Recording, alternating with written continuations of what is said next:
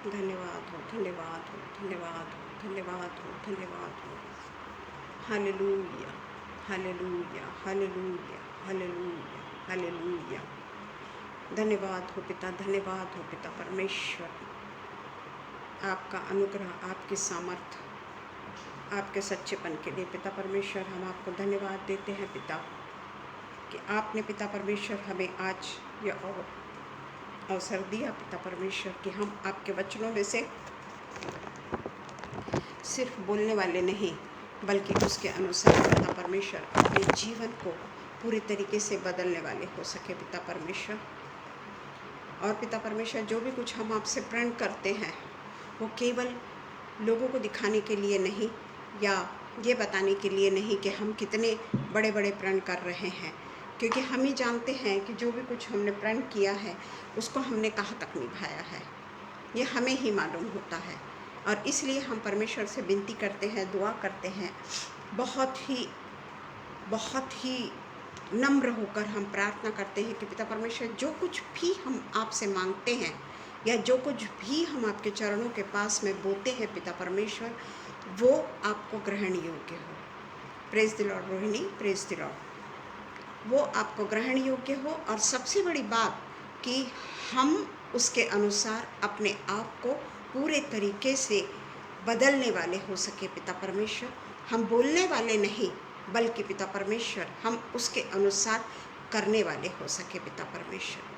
यही हम आपसे दुआ करते हैं, कोई बड़ी बड़ी बात नहीं, कुछ भी नहीं। जैसा आप हमसे बोलना चाहते हैं, जैसा आप हमें अगुवाई करवाना चाहते हैं पिता परमेश्वर, वैसे ही पिता परमेश्वर हम आपके वचनों के अनुसार आपके अगुवाई में चलने वाले हो सके पिता परमेश्वर।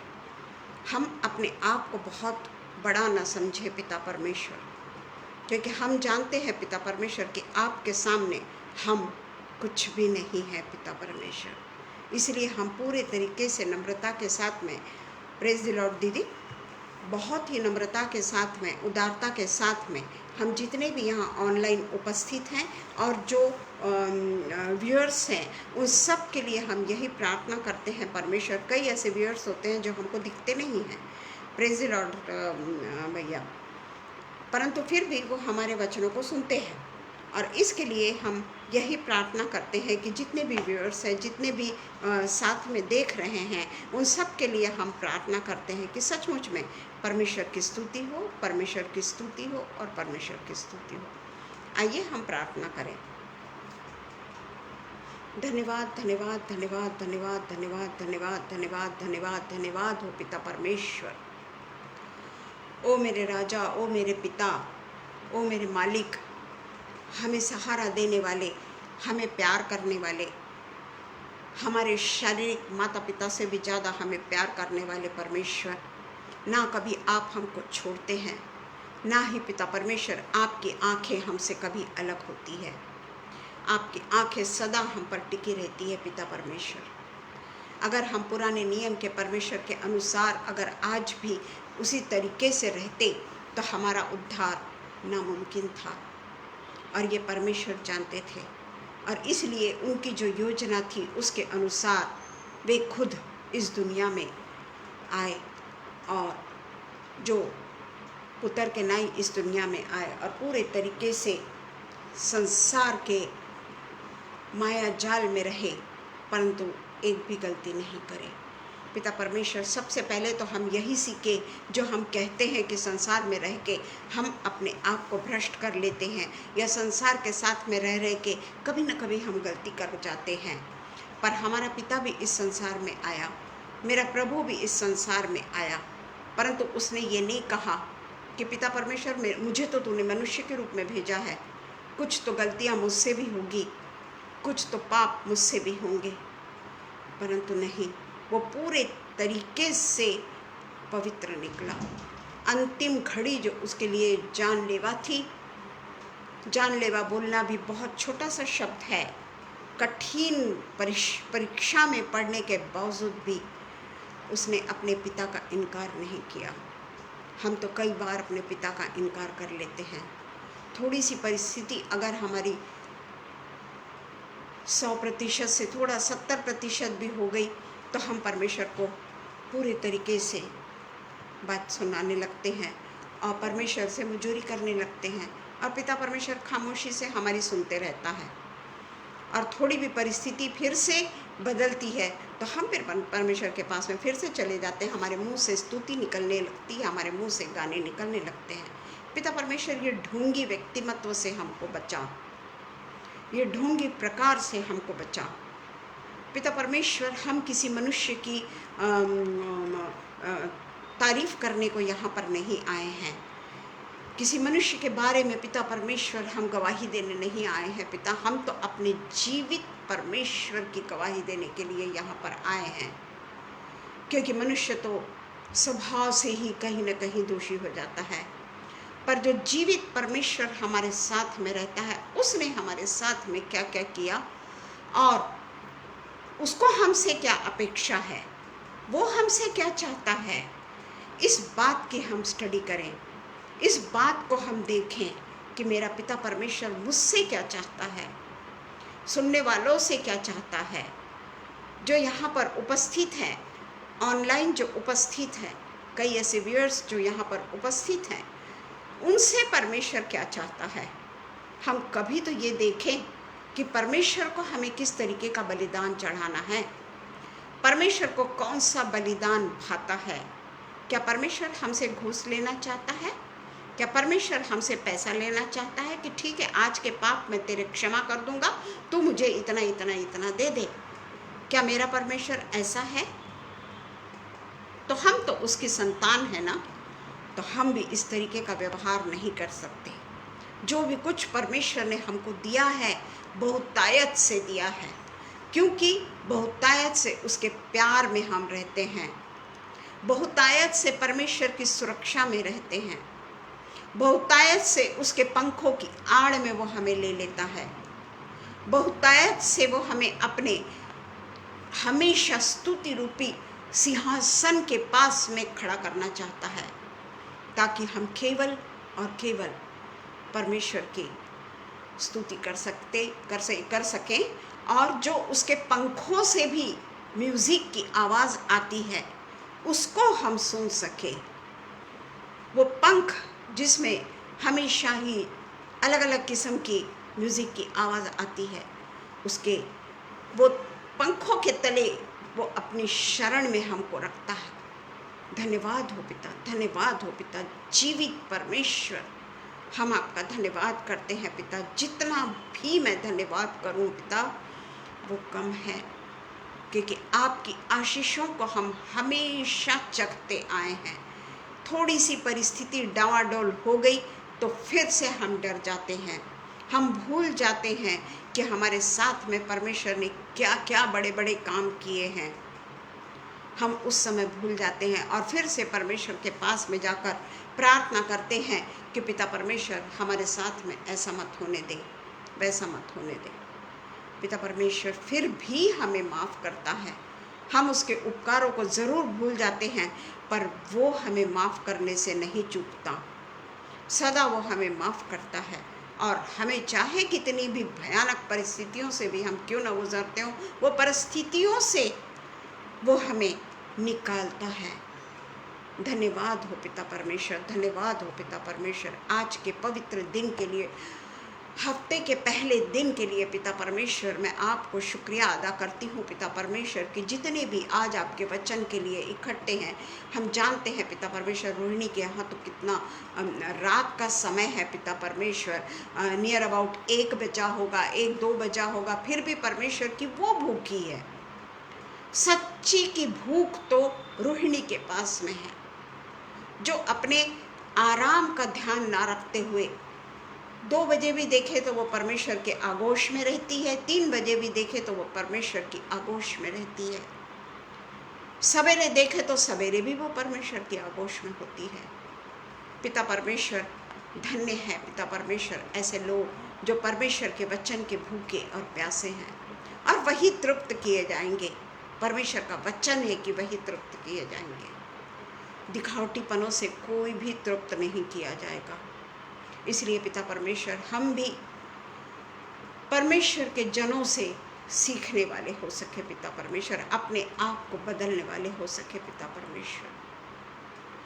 जब हम पिता परमेश्वर आपके वचन को पढ़ते हैं, जब हम आपके वचन को पिता परमेश्वर बोलते हैं, उस समय पूरी पवित्रता के साथ में पिता परमेश्वर हम आपके वचन को बोलें। हमारे ओठों को तू छू ले पिता, हमारे ओठों को अंगार से छू ले पिता, जिस तरीके से यशायाह को तूने किया पिता परमेश्वर। वही पवित्र ओठों के द्वारा मैं पवित्र पवित्र और पवित्र परमेश्वर का नाम लेने वाली हो सकूं पिता। मैं विशेष रूप से प्रार्थना करती हूँ अनुपम भैया के लिए, शबनम के लिए, कि पिता परमेश्वर वो अपने द्वार को, परमेश्वर के द्वार को हमारे लिए खोलते हैं पिता परमेश्वर। आगरा मसीह मंडली के द्वारा पिता परमेश्वर हम आपके वचन का प्रचार और प्रसार करते हैं पिता। जिन्होंने नहीं सुना वो भी पिता परमेश्वर वचनों को सुनते होंगे और पिता परमेश्वर आशीषों को पाते हैं, क्योंकि आपके वचन को जो भी सुनता है वो बिना आशीष पाए जा ही नहीं सकता पिता परमेश्वर।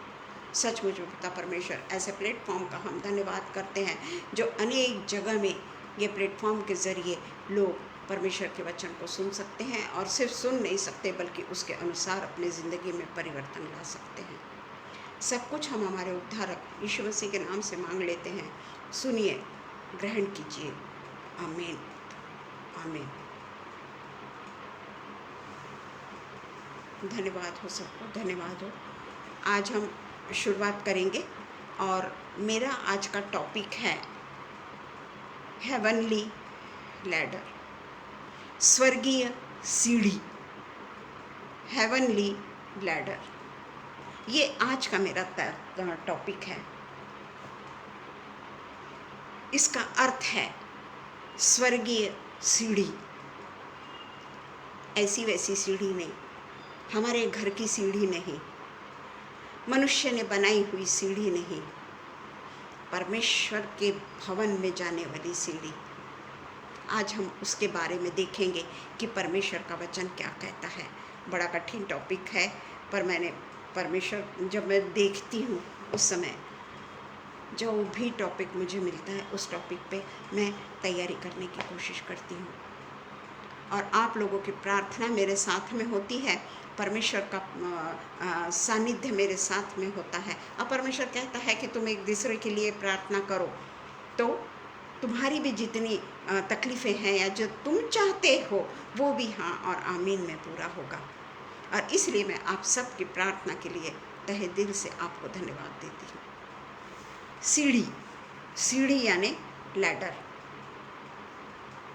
हम स्नैक्स एंड लैडर के खेल को अच्छी तरीके से जानते हैं, है ना। जब हमको स्नैक्स जैसे सांप सीढ़ी, सांप जब हमको काटता है खेल के इसमें, तो हम बहुत उदास हो जाते हैं, बहुत हमको खराब लगता है कि हम ऊपर से नीचे आ जाते हैं एकदम।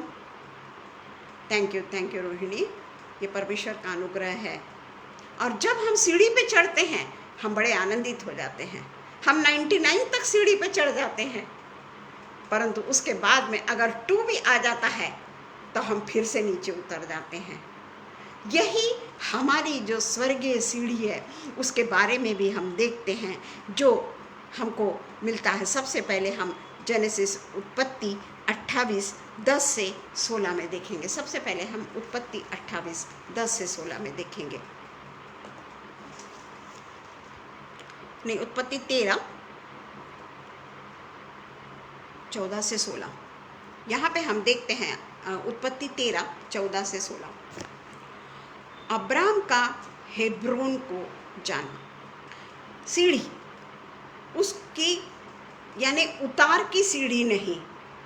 अब्राम जो पराये देश में चला गया है, उसके देश से परमेश्वर ने उसको जाने को कह दिया है। 75 ईयर्स में उसका देश जहाँ पर वो बसा हुआ था, वहाँ से परमेश्वर ने उसको इजाज़त दी कि तू ये देश को छोड़कर कनान देश में चला जा, जबकि वो 75 ईयर्स का था। अब वहाँ से वो अपने भांजे लूत को और उसकी पत्नी को लेकर निकलता है। और यहाँ पर हम देखते हैं कि जब लूत अब्राम से अलग हो गया, तब उसके पश्चात यहोवा ने अब्राम से कहा, आँख उठाकर जिस स्थान पर तू है वहाँ से उत्तर दक्षिण पूर्व पश्चिम चारों ओर दृष्टि कर, क्योंकि जितनी भूमि तुझे दिखाई देती है उस सब को मैं तुझे और तेरे वंश को युग युग के लिए दूंगा।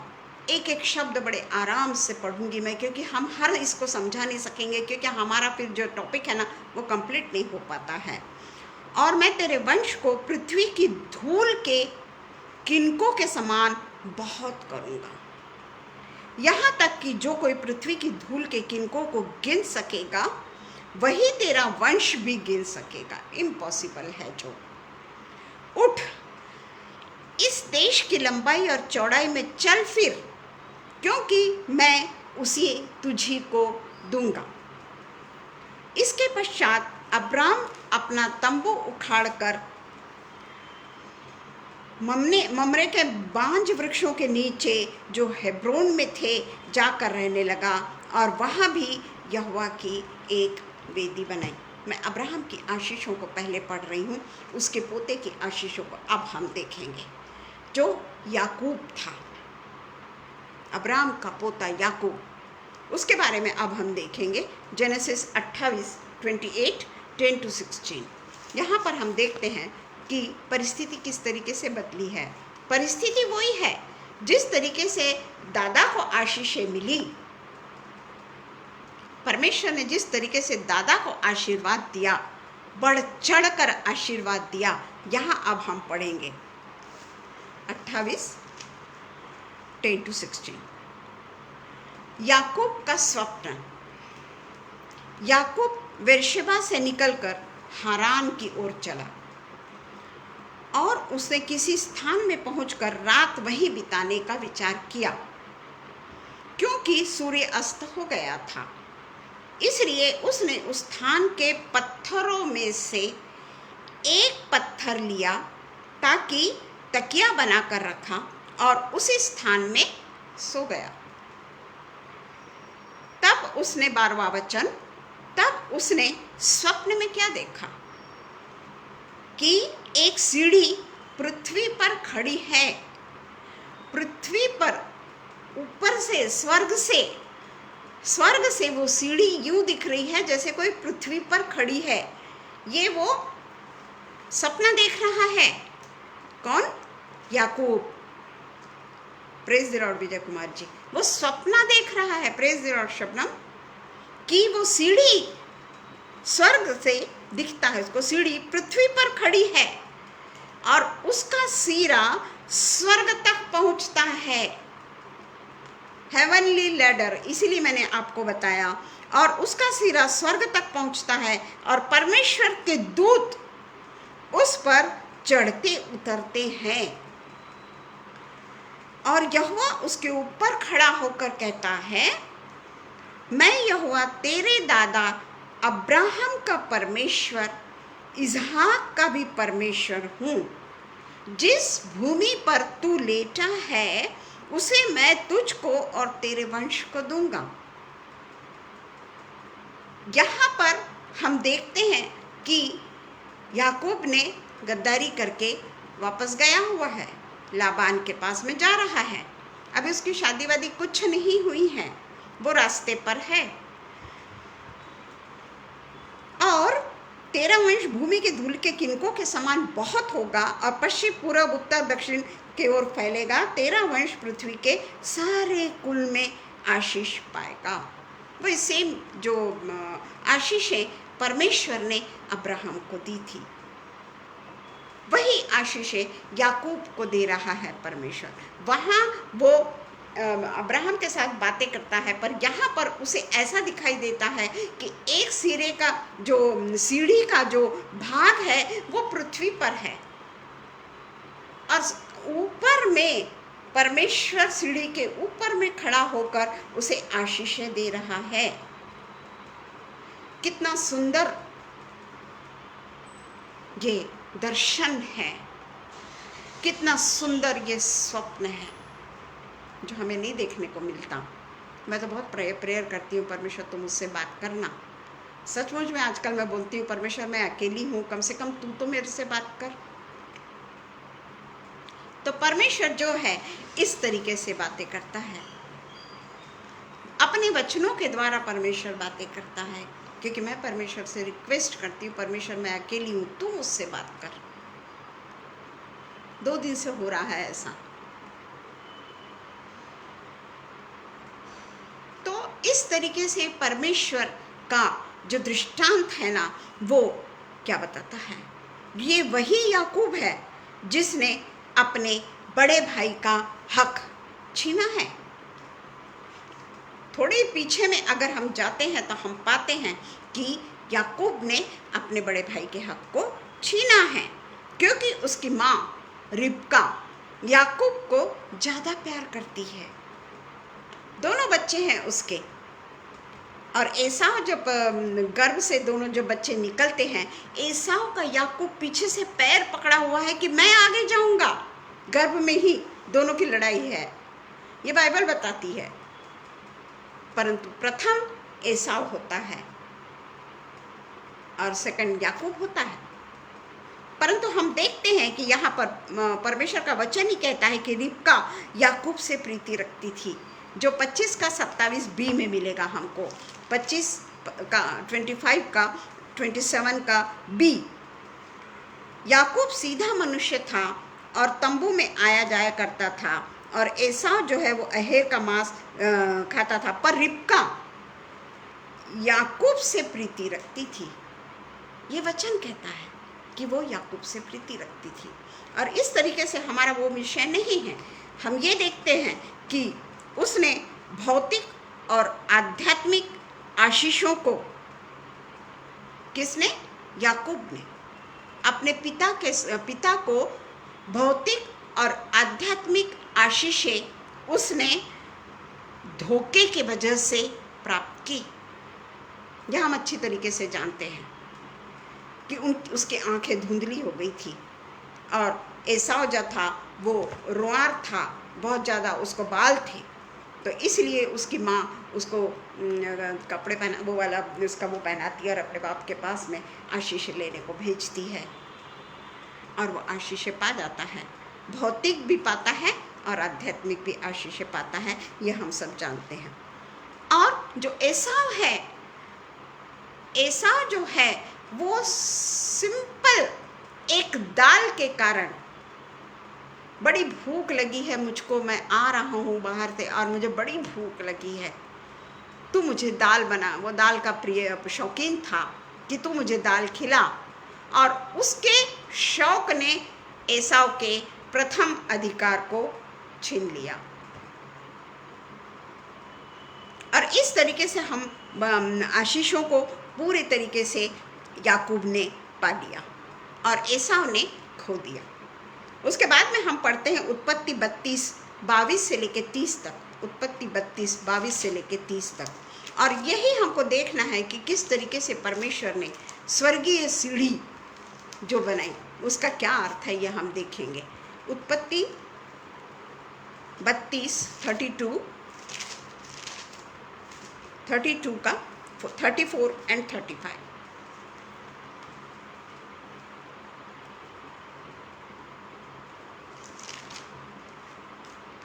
अब यहाँ पे याकूब जो है वो परमेश्वर के साथ में युद्ध कर रहा है, युद्ध कर रहा है, वो मल्ल युद्ध, याकूब का मल्ल युद्ध चल रहा है, और वो भी किससे? परमेश्वर से। और वो कहता है कि मैं तुझको नहीं छोड़ने का, मुझे तू आशीर्वाद दे। आशीर्वाद देने के लिए वो पूरे तरीके से, जब तक तू मुझे आशीर्वाद नहीं देगा मैं तुझे जाने ना दूंगा। वो परमेश्वर के साथ में युद्ध करता है, और याकूब उससे पूछता है कि तेरा नाम अब याकूब नहीं, परमेश्वर उससे कहता है कि तेरा नाम अब याकूब नहीं, तेरा नाम इज़राइल होगा। लड़ाई करके प्राप्त करता है, परमेश्वर को छोड़ता नहीं है, जब तक उससे प्राप्त नहीं करता है वो परमेश्वर को छोड़ता ही नहीं है। जबकि उसकी जांघ की जो नस है वो मल्ल युद्ध करते करते चढ़ जाती है, परंतु वो परमेश्वर को नहीं छोड़ता कि जब तक तू मुझको आशीर्वाद नहीं देगा मैं तुझे नहीं छोड़ूंगा। आखिर में परमेश्वर उसका आशीर्वाद देता और कहता कि आज से तेरा नाम इज़राइल होगा, क्योंकि तू परमेश्वर से और मनुष्यों से भी युद्ध करके प्रबल हुआ है। याकूब ने कहा, मैं विनती करता हूँ कि मुझे नाम बता। उसने कहा, तू मेरा नाम क्यों पूछता है? तब उसने उसे वही आशीर्वाद दिया। तब याकूब ने यह कहकर उस स्थान का नाम पनीएल रखा। देखिए, यानी याकूब कितना जिद्दी, और याकूब परमेश्वर से जो भी चीज़ उसको पाना है उसके लिए वो परमेश्वर से किस तरीके से आमने सामने बातें करने को तैयार हो जाता है। और इसीलिए ज़रूर वो धोखेबाजी किया था। याकूब ने धोखेबाजी करके उसने आत्मिक और शारीरिक जितनी भी आशीषें हैं, भौतिक आशीषें हैं, उसने अपने पिता से प्राप्त कर ली थी। पर एसाव जो था वो अलग ही किस्म का लड़का था। वो परमेश्वर से दूर रहता था शायद, क्योंकि यहाँ पर कहीं पे भी हम नहीं देखते कि याकूब जिस तरीके से परमेश्वर से लड़ता है, चाहे वो लड़के ही आशीष क्यों ना पाता होगा, वो यानी कहने का मतलब कि बहुत ही दीन नम्र होकर परमेश्वर से आशीष पाता है, ऐसा मैंने नहीं पढ़ा। यहाँ वो परमेश्वर से युद्ध करके ही आशीषों को पाता है। जो शारीरिक पिता है उससे भी वो युद्ध करके आशीषों को पाता है। तो यहाँ पर हम देखते हैं कि उसकी जो जांग में वो होता है, वो हम अच्छे तरीके से जानते हैं, इसको हमको नहीं देखना है। तो इसमें हम देखते हैं कि एसाव जो आशीषों को खोता है और परमेश्वर से दूर रहता है हमेशा, वो क्यों? क्योंकि यहाँ पे लिखा है 26 का 34 और 35, उसमें परमेश्वर का वचन कहता है, जब एसाव 40 वर्ष का हुआ, यहाँ पर एसाव की विदेशी पत्नियां, जिसके कारण परमेश्वर उससे नाराज था और जिसके कारण एसाव के कारण याकूब को आशीषों पे आशीषें मिलती चली गई, और वो आशीषें पाने के लिए वो परमेश्वर को छोड़ता ही नहीं था। और ये एसाव जो है, एसाव जब 40 वर्ष का हुआ तब उसने हित्ती बेरी की बेटी यहूदीत और हित्ती एलोन की बेटी बाशमत से विवाह कर लिया, और इन स्त्रियों के कारण इसहाक और रिबका का मन खेदित हुआ। इवन परमेश्वर भी उससे दुखी हुआ, क्योंकि अन्य जातियों के साथ में विवाह करना उस समय पूरे तरीके से परमेश्वर के इसमें नहीं था। अन्य जातियों की स्त्रियों से विवाह नहीं कर सकते थे, क्योंकि वो अलग कुल से आती थी, अलग परमेश्वर को मानती थी, मूर्ति पूजा करती थी। सुलेमान राजा का भी हम यही देखते हैं कि सुलेमान राजा ने भी ऐसी किया था और उसकी आशीषें खो दिया था। तो इसी तरीके से हम देखते हैं कि क्यों एसाव का आशीषें नहीं मिली। एक तो एसाव परमेश्वर का सिंसियरली परमेश्वर के साथ में नहीं था, वो परमेश्वर के अलावा बाकी की बातों पे ध्यान दिया करता था, और उसने परमेश्वर की आज्ञाओं को भी तोड़ा। और इसलिए हम देखते हैं याकूब को आशीषें मिलती चली गई, क्योंकि हमने 28 के 11 में पढ़ा, और उसने किसी स्थान में पहुंचकर रात वहीं बिताने का विचार किया, क्योंकि सूर्य का अस्त हो गया था, और वो रात के समय उसको किस तरीके का स्वप्न दिखा। सूर्य अस्त हो गया और वो सो रहा है। हम तो 12-12 बजे तक जागते रहते टीवी देखते हुए, या आजकल का जो चलन है ना, और हम बोलते परमेश्वर तू मुझसे बात कर, हे पिता तू मुझसे बात कर। परमेश्वर को समय ही नहीं मिलता हमसे बात करने का। परमेश्वर बात करने को आता, रुक जा मेरा वो सीरियल आ रहा है, जो भी कुछ हमारा है सांसारिक रूप से जो हम अपने आप को इतना व्यस्त करके रखते हैं, कहाँ से हमको हेवनली लैडर का सपना दिखाई देगा। चाहता होगा परमेश्वर ना हमसे भी बातें करना, चाहता होगा परमेश्वर ना हमको भी पृथ्वी के छोर पे उसका एक सीढ़ी का कोना है, तो दूसरी सीढ़ी के कोने पे स्वर्ग पे परमेश्वर वहाँ पर बात कर रहा है याकूब से। क्या ऐसा सपना हमने कभी देखा? ये तो बहुत बड़ी बात हो गई। हमने पिता परमेश्वर के भी सपने को बहुत कम देखा है। देखते भी होंगे तो हम इतने नींद में खुमार में रहते हैं, हमें याद ही नहीं रहता। तो यहाँ पर हम देखते हैं कि यहाँ पे जब हमने 28 का 11 पढ़ा, उसमें बहुत सारे पत्थर वहाँ पे थे, उसमें से याकूब ने केवल एक पत्थर लिया। अपने सिर को टिकाने के लिए उसने केवल एक पत्थर लिया। उसने अपने रेस्ट का ध्यान नहीं किया कि मैं कुछ बिस्तर बिछा लूँ, मैं कुछ गद्दा डाल लूँ और उसके बाद मैं आराम से 2-3 पत्थर को लेकर थोड़ा ऊंचे पे सो जाऊं। नहीं। और इसीलिए वो जो वहाँ पे जो वो स्थान है वो कई पत्थरों से था, पर उसने एक ही पत्थर को चुना और वो सारी महिमा वो पत्थर को मिली। क्योंकि यहाँ पर लिखा है कि तब याकूब जाग उठा, कहने लगा, निश्चय इस स्थान में यहोवा है।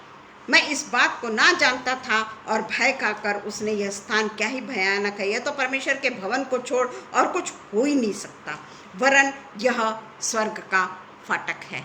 बल्कि उसने वो जो पत्थर था वो उसको वहाँ पे स्थापित भी किया करता है। और हम फिर आगे देखते हैं कि 28 का जो 12 का जो मतलब है कि तब उसने स्वप्न में क्या देखा कि एक सीढ़ी पृथ्वी पर खड़ी है, उसका सिरा स्वर्ग तक पहुंचा है और परमेश्वर के दूत उस पर चढ़ते उतरते हैं। क्या मतलब है सीढ़ी का? लैडर का मतलब क्या है? क्या सचमुच की सीढ़ी? इसका मतलब है वो सीढ़ी है जो परमेश्वर और मनुष्यों के बीच के संबंध को दर्शाती है कि तुम्हारा और मेरा संबंध कितना दूर है परमेश्वर से।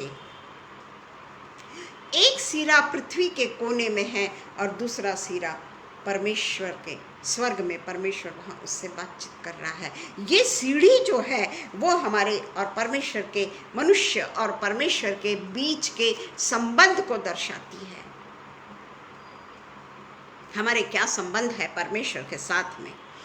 परमेश्वर जिसने अपने पूरे यूनिवर्स की रचना की, पूरे यूनिवर्स की रचना की परमेश्वर ने, कोई भी ऐसी चीज़ नहीं जो बगैर परमेश्वर के रची गई हो।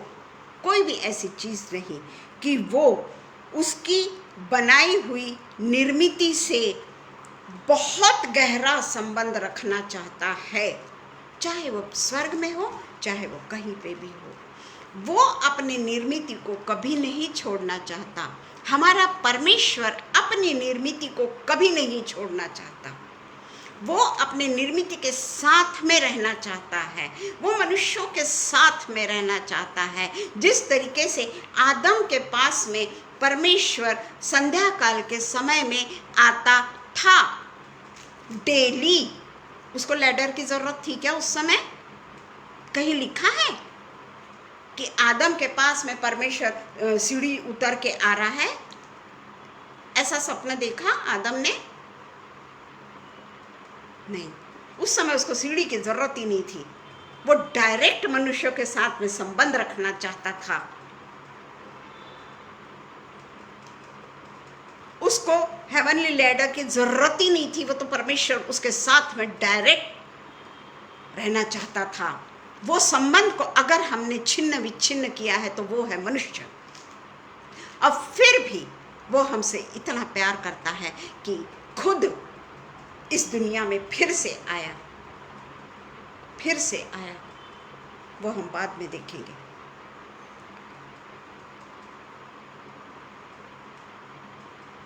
हम हमेशा देखते हैं कि मनुष्यों से बातचीत करने का सिलसिला हमारे परमेश्वर ही शुरुआत करते हैं। हम कभी परमेश्वर के पास में घंटों बैठ के परमेश्वर तुम मुझसे बात करना, परमेश्वर तुम मुझसे बात करना, घंटों बैठ के कभी हम गिड़गिड़ाए हैं? कभी हमने परमेश्वर से जिद की है? क्योंकि वो मेरा स्वर्गीय पिता है। मेरा शारीरिक पिता तो मुझको छोड़ सकता है, शारीरिक पति मुझको छोड़ सकता है, सारे संबंध व्यर्थ है, कोई किसी का नहीं होता। आज रोहिणी ने बहुत अच्छा एक वो भेजा कि क्या किसी के दुख के साथ में हम सम्मिलित होना चाहते हैं? किसी के साथ में हम बात करना चाहते हैं?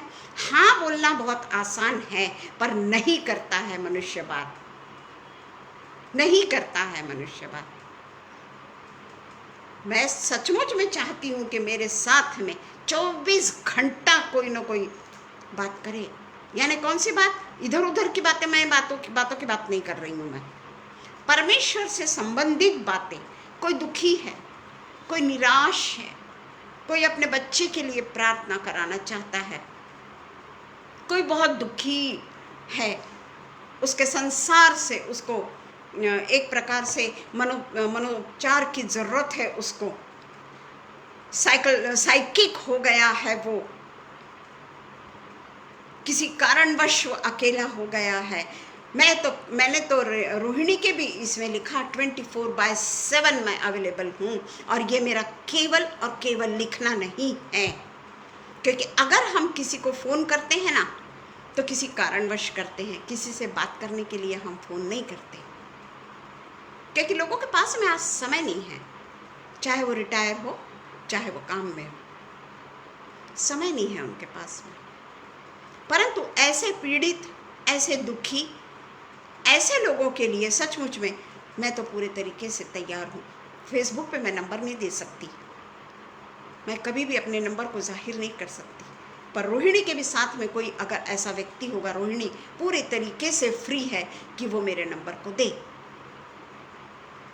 और मैं उससे बात करूँगी। और ये मेरे लिए एक बहुत बड़ी सेवा हो जाएगी। जो मैं पहले करती थी लोगों के लिए, मैं प्रार्थना करती थी। आजकल मेरा कांटेक्ट उनसे टूट गया है, क्योंकि ये एक सेवा मिलने के कारण मैं बिजी हो गई हूँ।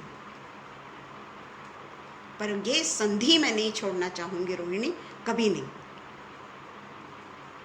और मैं सचमुच में ये इसके लिए बहुत उत्सुक हूँ कि कोई परमेश्वर का जन मेरे भी साथ में परमेश्वर के वचन को बांटे। तो इसलिए हम देखते हैं कि ये जो शुरुआत है परमेश्वर से बातचीत करने से, परमेश्वर के साथ में संबंध बनाने की शुरुआत मनुष्य कभी नहीं करता। यही मैं बोलना चाहती हूँ, मनुष्य कभी नहीं करता। परमेश्वर ही 10 बार हमारे पास में आता है। हम कई बार आवाज़ उसकी नहीं सुन पाते। खाना बना रहे हैं, कहीं बाहर गए हैं, किराना लेने गए हैं, सब्जी लेने गए हैं, आके फिर से हमको खाना बनाना है। हमने अभी सवेरे का खाना खा लिया, अभी हमको दोपहर का, इवनिंग का स्नैक्स की तैयारी करनी है, फिर हमको रात का खाना खाना है। बहुत बिजी रहते हैं हम। बेचारा परमेश्वर हमारे दरवाजे को ठोक रहा है, तो उसमें और हमारे बीच में एक लैडर की ज़रूरत आ गई है। डायरेक्ट संबंध उसका हमसे ख़त्म हो चुका है। वो चाहता है यीशु मसीह के रूप में आने के बाद में, एक पुत्र के रूप में आने के बाद में, वो हमसे डायरेक्ट संबंध चाहता है। वह हमारे दिल में बस जाना चाहता है। हम अपने दिल के दरवाजे को तो खोलें। और इसलिए आज हम वो हेवनली लैडर के साथ में भी हम परमेश्वर को नहीं देख पा रहे हैं। वो है खड़ा, सीढ़ी पे क्यों न हो, उसका एक छोर हमारे घर में है और एक छोर पर वो खड़ा है कि मैं तेरी बाट जो रहा हूं, तू द्वार तो खोल। पर हम नहीं खोलते। तो इसलिए हम देखते हैं कि उत्पत्ति 11:1-9, बड़े जल्दी समय चला जाता। उत्पत्ति 11:1-9, 1 मिनट। उत्पत्ति 11:1-9 पढ़ने के लिए तो हमारे पास में समय नहीं है, पर हम थोड़ा सा ही देखेंगे कि परमेश्वर ने किस तरीके से मनुष्य और मनुष्य की भाषा में गड़बड़ी की। क्योंकि वो लोग स्वर्गीय सीढ़ी बना रहे थे, ऊंचे ऊंचे वो बना रहे थे, जो इसमें यहाँ पर हम पाते हैं कि ये हेवनली लैडर और मनुष्यों का बनाया हुआ सीढ़ी, ये दोनों एकदम विपरीत हैं, एकदम विपरीत है। और इसलिए हम देखते हैं सारी पृथ्वी पर एक ही भाषा और एक ही बोली थी, और लोग नहीं चाहते थे कि एक ही भाषा और एक ही बोली हो। तब वे आपस में कहने लगे, आओ हम ईंट बना बना के भांति भांति से आग में पकाएं। और पत्थर के स्थान पर ईंट और चूने के स्थान पर मिट्टी के गारे का काम किया। उन्होंने कहा, आओ हम एक नगर को गुम्मट बना ले, जिसकी चोटी आकाश से बात करे। इस प्रकार से हम अपना नाम करें। किसका नाम? खुद का नाम, हम अपना नाम करें। ऐसा न हो कि हमको सारी पृथ्वी पर फैलना पड़े। एक साथ में रह के एक बड़ा सा गुम्बद बना ले जो आखिरी उसका वो जाकर आकाश को मिले। ये मनुष्य की रचना, ये मनुष्य का सोच। और वे लोग जब गुम्बद बनाने लगे तब यहोवा ने कहा, मैं क्या देखता हूँ कि सब एक ही दल के हैं और भाषा भी उन सब की एक है। और जिस तरीके से उन्होंने एक दूसरे की भाषा में परमेश्वर ने गड़बड़ी पैदा कर दी और यहोवा ने उनको वहाँ के सारे पृथ्वी के ऊपर फैला दिया, एकजुट नहीं होने दिया। उन्होंने उस नगर को बनाना छोड़ दिया। इस कारण उस नगर का नाम क्या पड़ा? बेबीलोन। उस नगर का नाम बेबीलोन, कन्फ्यूजन। बेबीलोन का अर्थ है कन्फ्यूजन। भाषा में गड़बड़ी पैदा कर दी, कन्फ्यूजन पैदा कर दिया एक दूसरे में। और यहोवा ने वहाँ पर उनके भाषा में गड़बड़ी की और वहीं से यहोवा ने मनुष्यों को सारे पृथ्वी के ऊपर फैला दिया। ये एक सीढ़ी है। और दूसरी सीढ़ी वो है जो परमेश्वर के कारण, परमेश्वर का एक छोर और पृथ्वी पे एक छोर पर याकूब। समझ लीजिए, हम परमेश्वर हमारा इंतज़ार कर रहा है। और इसलिए हम देखते हैं कि आज हमारे जीवन में भी हम अपनी ही भौतिक, ज़्यादा नहीं बोलूँगी मैं, अपने ही भौतिक आशाओं के लिए जी रहे हैं। हमको ये चाहिए, हमको वो चाहिए, हमारे पास में ये नहीं है, हमारे पास में वो नहीं है। हमारे पास में स्वर्गीय आशीषें कितनी हैं। कभी आपने कभी इसको गिना? कितने कपड़े हैं उसको तो मैं गिन लेती हूँ। मेरे पास में ढेर होने के बावजूद भी मुझको नहीं समझता कि मेरे पास में कपड़े हैं। क्या मैंने कभी ये गिना कि मेरे पास में स्वर्गीय आशीषें कितनी हैं? या जो परमेश्वर ने मुझको आशीषें दे रखी है, क्या मैंने उसको टिका के रखा है? टिका सकती हूँ मैं उस आशीषों को? तो परमेश्वर ने हमें जगीक आशीषों के लिए यहाँ पर नहीं भेजा है। पैसा कमाना ठीक है ना, मैं ये नहीं बोलती कि पैसा मत कमाओ, पर पैसों के पीछे तो मत दौड़ो। वो तो हमें पाप की ओर लेके जाएगा, वो तो हमें नरक की आग में ढकेल देगा। और यहाँ पर हम देखते हैं कि अब्राहम को भी जो भी आशीषें अब्राहम को मिली, वही सारी वाचा उसने उसके पोते के साथ में बांधी। परमेश्वर ने उसको, कोई मनुष्य, क्योंकि ऐसा तो अलग ही टाइप का था। यहाँ पर हम पढ़ते हैं 15:1-5। अब्राहम के साथ यहोवा के वाचा को बांधने का वर्णन। इन बातों के पश्चात यहोवा का यह वचन दर्शन में अब्राहम के पास पहुंचा। हे अब्राहम, मत डर, तेरी ढाल और तेरा अत्यंत बड़ा प्रतिफल मैं हूं। कभी हमसे की है परमेश्वर ने हमसे भी ये बातचीत की है। हम सुनते ही नहीं, हम सुनते ही नहीं। परमेश्वर क्या करे, हम सुनते ही नहीं। वो संध्या काल हुई नहीं हुई कि वो सोने को चला गया। यहाँ तो संध्या काल कब होती है हमको पता ही नहीं पड़ता। यहाँ पर देखिए, अब्राहम ने कहा, हे प्रभु यहोवा, मैं तो निर्वंश हूँ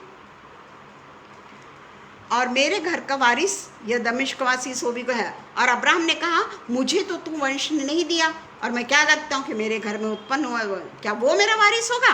तब यहोवा का यह वचन उसके पास पहुँचा, यह तेरा वारिस ना होगा, तेरा जो नीज पुत्र है वही तेरा वारिस होगा। और यहाँ पर हम देखते हैं कि अब्राहम ने उस पर विश्वास किया और परमेश्वर का आगे का वचन जो है 5वां वचन, और उसने उसके बाहर ले जाकर कहा, आकाश की ओर दृष्टि करके तारागण को गिन, क्या तू उनको गिन सकता है? फिर उसने उससे कहा, तेरा वंश ऐसा ही होगा। ये है आशीषें, ये है आशीषें।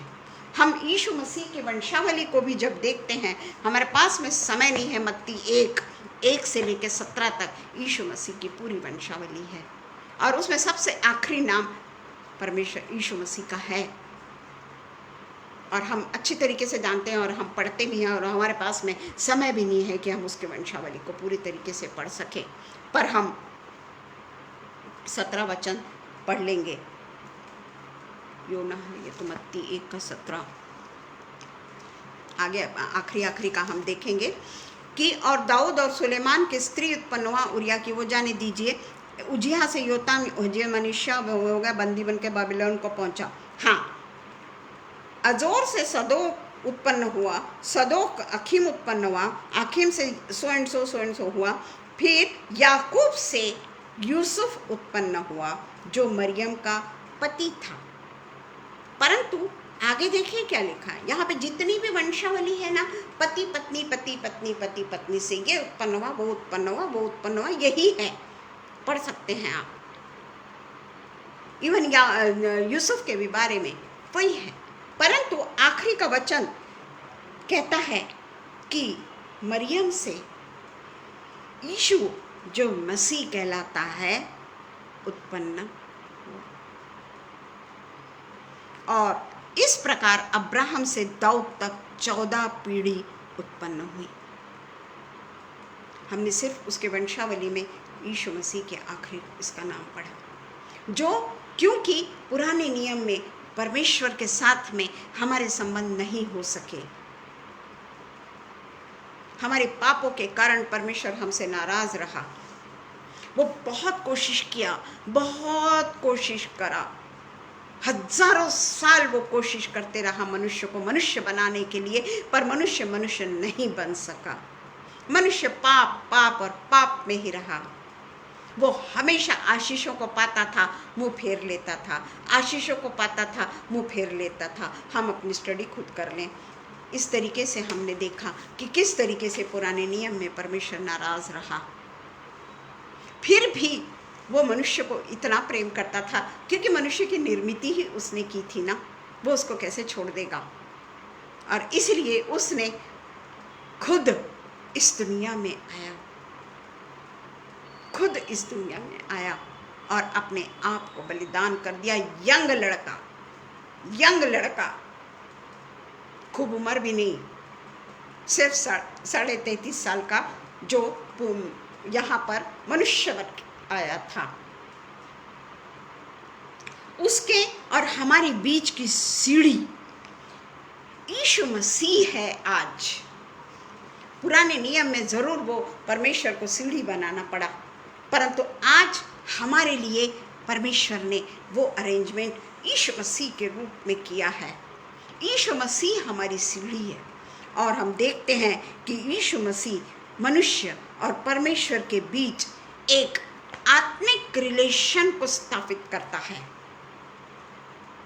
एक आत्मिक, हमारा और परमेश्वर के साथ का जो रिलेशन है वो आत्मिक रिलेशन को स्थापित करता है। वो जो हेवनली लैडर जो मैंने बताया कि आकाश, पृथ्वी से लेके आकाश तक का, वो आध्यात्मिक रूप से नहीं था।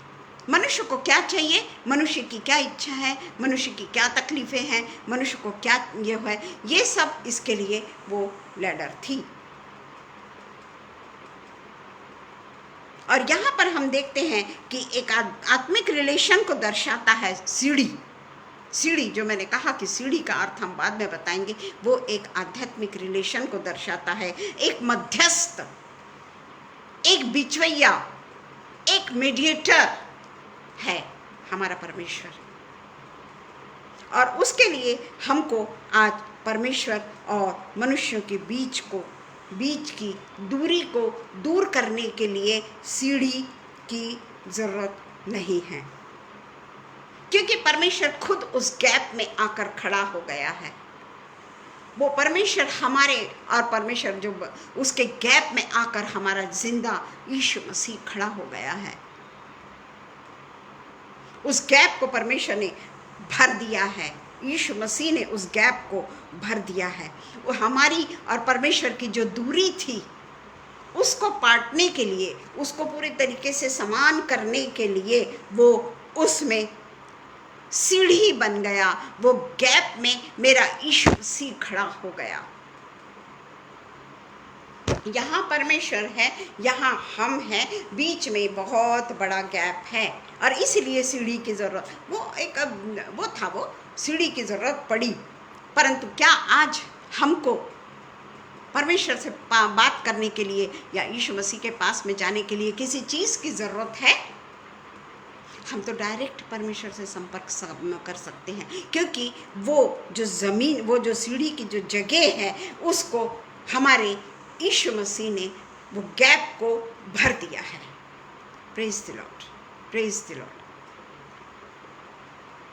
और हमको डायरेक्ट परमेश्वर से डायरेक्ट हम बात कर सकते हैं, डायरेक्ट हम परमेश्वर से मिल सकते हैं। हमें किसी की ज़रूरत नहीं है, किसी की ज़रूरत नहीं है कि हमको कोई पास्टर चाहिए। ज़रूरी आध्यात्मिक ज्ञान के लिए हमको पास्टर की बहुत ज़रूरत है, परंतु जिस तरीके से नबी, भविष्यद्वक्ता, ये सब जो हमको परमेश्वर के वचन को सुनाते थे, आज हम खुद, हमारे पास में बाइबल है। वो दूरी को जो मेरे और परमेश्वर के बीच में थी, वो दूरी की गैप को मेरे यीशु मसीह ने पूरे तरीके से भर दिया है, पूरी तरीके से भर दिया है मेरे यीशु मसीह ने। और इसलिए इब्रानियों 9:15 हम पढ़ेंगे। इब्रानियों 9:15। परमेश्वर का उसके उस दान के लिए जो वर्णन से बाहर है, धन्यवाद हो। उस दान के लिए जो वर्णन से बाहर है, धन्यवाद हो। ये है हमारा और परमेश्वर का रिलेशन, ये है मेरा और यीशु मसीह का रिलेशन, डायरेक्ट रिलेशन। कोई किसी की हमको ज़रूरत नहीं। मैं पवित्र वचन से ही सब कुछ समझ सकती हूँ कि सीढ़ी का मतलब क्या है। आज हमारे पास में टेक्निकली हमारे पास में सब कुछ है, हम उसका सही उपयोग करें ताकि हम समझ सके कि परमेश्वर का वचन हमसे क्या बातचीत करता है। और यहाँ पर हम देखते हैं कि जेकब की सीढ़ी जो थी, वो इज़राइल के बच्चे वो ईश्वर के बीच एक भौतिक वाचा को बांधती थी। जो वो जेकब की सीढ़ी जो हमने अभी पढ़ी, वो इज़राइल के बच्चे व ईश्वर के बीच भौतिक वाचा को बांधती थी। परंतु यीशु मसीह की नई सीढ़ी और मध्यस्थ के रूप में एक नई आध्यात्मिक वाचा यीशु मसीह के साथ में हमारी बंधी हुई है। और इसमें लिखा है जो सबके लिए उपलब्ध है। ऐसा नहीं कि तू नहीं पढ़ सकता, ये तेरे को नबी समझाएगा, ये तेरे को हाई प्रीस्ट समझाएगा, ये तेरे को मलिकिसिदक के पास जाना पड़ेगा, इसके लिए तेरे को उसके पास में जाना पड़ेगा, इसके लिए तेरे को उसके, और वो भी बड़े दूर से तू वो करना, उसका हाथ नहीं लगाना। अब सब का सब क्रूस पर यीशु मसीह ने सारी इसको हमको तोड़कर डायरेक्ट हमारा संबंध परमेश्वर के साथ में स्थापित कर दिया। और इसलिए लिखा है कि मध्यस्थ के रूप में नई आध्यात्मिक वाचा जो सबके लिए उपलब्ध है, वो हमारे पापों को धार्मिकता में बदल देता है। हम रोज पाप करते हैं ना, पर फिर भी परमेश्वर हमें माफ़ करता है और माफ़ करता है। परमेश्वर के साथ घनिष्ठ रिश्तों का अनुभव हम कर सकते हैं। डायरेक्ट परमेश्वर के साथ में जाके उसके साथ में जो हमारा घनिष्ठ रिश्ता हो गया है, यीशु मसीह के साथ में जो हमने घनिष्ठता को स्थापित कर लिया है, वो केवल और केवल उसके लहू बहाने के कारण हम उसके साथ में जुड़ गए हैं। हमें अब किसी की ज़रूरत नहीं, कोई व्यक्ति हमें नहीं चाहिए, कोई ऐसा पवित्र जन हमको नहीं चाहिए जो हमारे लिए लहू बहाए। फिर से एक ही बार बह गया। 2 कोरिन्थियंस 5:20 और 21 में आखिरी में पढ़ लूँगी और हम फिर बंद करेंगे। 5:20 और 21। इसलिए हम मसीह के राजदूत हैं। पुराने नियम में नहीं लिखा है ऐसा। हम डायरेक्ट यीशु मसीह के एम्बेसडर हैं। मानो परमेश्वर हमारे द्वारा विनती कर रहा है, मसीह की ओर से निवेदन करते हैं कि परमेश्वर के साथ में मेल मिलाप कर लो। आज भी संधि है मुझको कि मैं परमेश्वर के साथ में मेल मिलाप कर लूँ, क्योंकि परमेश्वर कोई ऐसा गड्ढा हमारे लिए निर्माण करके नहीं रखा। वो गैप में खुद है मेरा परमेश्वर। हमको उसके साथ में मेल मिलाप कर लो। जो पाप से अज्ञात था उसी को उसने हमारे लिए पाप ठहराया, उसी के पिता ने उसको हमारे लिए पाप ठहराया कि हम उसमें होकर परमेश्वर की धार्मिकता बन जाए। गैप में परमेश्वर खड़ा है कि हम परमेश्वर में होकर उसकी धार्मिकता बन जाए। तो ये है हमारा आज की आध्यात्मिक सीढ़ी, जो बिल्कुल हमारे करीब है। हमारे और उसके बीच में कहीं कोई अंतर नहीं है, कोई ऐसा डिस्टेंस भी नहीं है। बड़े ही नज़दीक है हमारा परमेश्वर, एक तन है हमारा परमेश्वर हमारे साथ। हम ही उसको नहीं आने देते अपने पास। और इसलिए आज जो भी कुछ हमने अध्ययन किया है उसको और भी हम जुगाली करने पाए, हम सीखने पाए कि इसके द्वारा परमेश्वर हमसे क्या बातचीत करना चाहता है। क्योंकि जब तक हम वचन की जुगाली नहीं करेंगे ना, तब तक वो वचन हमें मीठा नहीं लग सकता। वो पुस्तक को तू खा ले, परमेश्वर यिर्मयाह को इस तरीके से दर्शन देकर कहता है, सचमुच में खा ले नहीं बोलता है, खा ले, और वो भी चबा चबा कर खा ले, ताकि तेरे एक एक रक्त के कण में मेरा परमेश्वर समा जाए। आइए हम प्रार्थना करेंगे। समय का वो है, हम प्रार्थना करेंगे। धन्यवाद हो पिता, धन्यवाद हो पिता, धन्यवाद हो पिता, धन्यवाद हो पिता परमेश्वर। ये वचन पिता परमेश्वर, ये जीवित वचन पिता परमेश्वर, जो हमारे गांठ गांठ और गुदे गुदे को छेद रहा था पिता परमेश्वर, उसके लिए पिता परमेश्वर हम आपके आभारी हैं पिता परमेश्वर कि ये वचन को और हम पढ़ें और समझें कि मेरा पिता मुझसे क्या बातचीत करना चाहता है, मेरे पिता के मेरे लिए क्या आज्ञा है। मैं पिता परमेश्वर किसी भी पिता परमेश्वर मनुष्यों के बीच में नहीं, पर मैं केवल और केवल परमेश्वर के पवित्र आत्मा के साथ में बांधी जा सकूं। और पिता परमेश्वर जिस तरीके से रोहिणी के ज़रिए आज आपने हम लोगों से बातचीत की है पिता परमेश्वर, होने दे पिता परमेश्वर कि वो भी द्वार हमारे लिए खोल, ताकि हम आपके नाम से लोगों के लिए प्रार्थना करने वाले हो जाए। हमारा रेस्ट, हमारा सोना बहुत हो चुका, और इसलिए ज़रूरी है कि आज हम परमेश्वर के लिए हमेशा अपने आप को एकाग्र रखने वाले हो सके, जिंदा होने वाले रख सके। मृतक चीज़ परमेश्वर को नहीं पसंद, वो हमसे जीवित बलिदान मांगता है, और वो जीवित बलिदान हम परमेश्वर को चढ़ाने वाले हो सके। मेरे परमेश्वर, मेरे पिता, मेरे यीशु मसीह को हम चढ़ाने वाले हो सके पिता। और पिता परमेश्वर इस चीज़ के लिए हम प्रार्थना करते हैं कि हमारे पास में ऐसे भी लोग आएँ जिनको आपकी ज़रूरत है, जो आपको जानना चाहते हैं। आज समय बड़ा विकराल है पिता। आज अगर ऐसा व्यक्ति मिलता है ना, ये हमारे लिए भाग्य की बात है कि कोई व्यक्ति परमेश्वर को जानना चाहता है, कोई व्यक्ति परमेश्वर को पहचानना चाहता है, ताकि हम वो गैप में खड़े होने वाले हो सके जो परमेश्वर ने हमें दिया है। वो मध्यस्थी की प्रार्थना हम करने वाले हो सके पिता परमेश्वर। हम आपसे यही प्रार्थना करते हैं पिता परमेश्वर कि आज का वचन यूं ही आपने हमारे बीच में नहीं लाया, इसके पीछे पिता परमेश्वर बहुत बड़ा रीज़न है आपके पास में। और इसलिए पिता परमेश्वर इतने पवित्रता से आज का वचन शोभायमान हुआ है पिता परमेश्वर।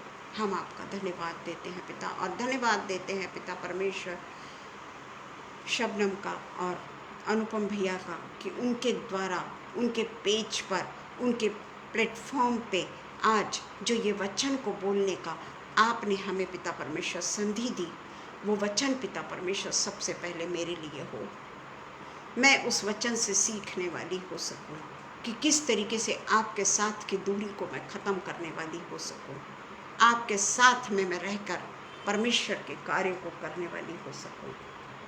पिता परमेश्वर, हम सब एक साथ में मिलकर यही प्रार्थना करते हैं कि हमें आप चुन लीजिए पिता परमेश्वर। मैं फिर से एक बार पिता परमेश्वर आगरा मसीह मंडली के लिए आपको धन्यवाद देती हूँ पिता परमेश्वर कि प्लेटफॉर्म के ज़रिए हम आप तक पहुँच सकते हैं पिता परमेश्वर। ये पवित्र वचन के लिए फिर से मैं आपको एक बार धन्यवाद देती हूँ। आपके पवित्र आत्मा के लिए मैं आपको धन्यवाद देती हूँ जो सारा समय हमारे बीच में मंडराता रहा। पिता परमेश्वर, सारी प्रार्थना को हम पवित्र पवित्र मीठे और सच्चे और जीवित खुदावंत के नाम से मांगते हैं। सुनिए और कबूल करिए। आमीन पिता, आमीन।